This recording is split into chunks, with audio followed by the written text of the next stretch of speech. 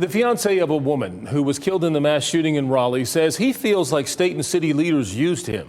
He says it happened during a city-sponsored vigil that was supposed to bring people together to heal and to remember the victims. Rob Steele was set to spend the rest of his life with Mary Marshall. They were going to be married on Saturday. Instead, he's planning her funeral. WRL's Chelsea Donovan asked him what leaders focused on instead of the victims, and she joins us live. Chelsea? Gerald, this is where those state and local leaders as well as community members gathered on Sunday to honor the victims of the Raleigh mass shooting. But for Rob Steele, who spoke at the event, he felt that it was more politically motivated and less about the victims and who they were.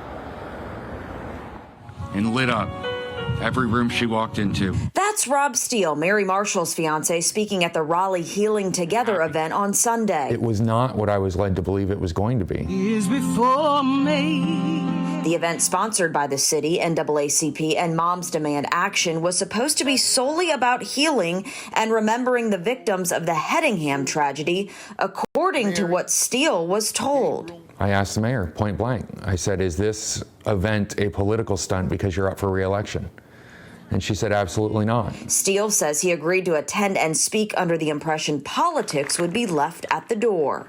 I don't want Mary and Nicole and Susan and Gabriel and James to be forgotten. He feels the mayor's remarks reflected healing, but feels the event then took a turn, first starting with Governor Cooper touting gun reform. And we should be shocked into action. Then he felt NAACP Raleigh Apex President Gerald Givens put more weight on elected officials than the victims, even bolstering membership. Thank you all for taking the time out of your day, and for most of you, taking the time to be off the campaign trail.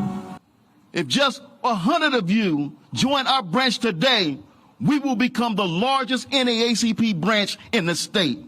I got sick to my stomach. I felt like I'd been used. Steele said he was so upset he left mid-event. Either the mayor did not know what the people that she'd partnered with were planning, or she misled me. Today, Mayor Baldwin responded. She said, "We were honored to have him there to speak about Mary Marshall and what she meant to him. That was the intention of the day and the intention of the groups who organized the event."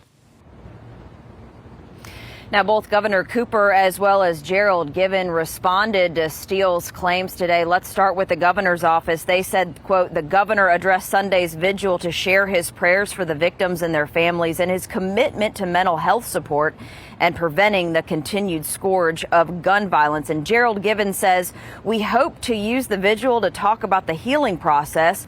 While there may have been many conversations about how to prevent gun violence, our hope was to reflect on and seek out how we as a community can begin the process of finding ways to heal together. Gerald? Chelsea Donovan live in Raleigh. Thank you, Chelsea.